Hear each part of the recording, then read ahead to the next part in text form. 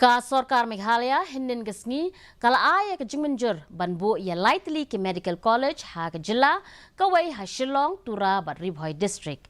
Kekenhun Menteri men ha gesngi thok ding kala dep ban penbiang ya ki jingdan kam baro na ke benta ban sedang ya ki kam ki bai dei bat ke jingbu ya ki Tylli ke Medical College ha ke Jylla.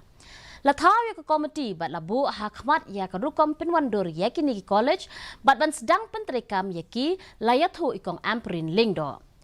Hababan halor ke jingkren jeng menteri u principal secretary bapet ya ketenat health and family welfare u sampat kumar uloong balamang hadu arspa sapunyo klur tingka na kebenta bante ya ke medical college hatura bat ke sorka pedeng kalambang ru shispa prapo klur tingka na kebenta ke ni ke project.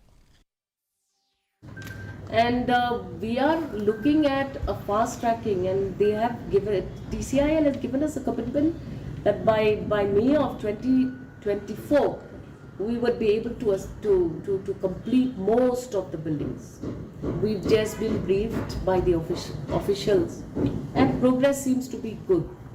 Tura Medical College already it started with about 247 kind of a crores, and where the work has been started, it is actually out of that actually it's actually central government is also funding that project with about 180 crores. So that's one project that is going on.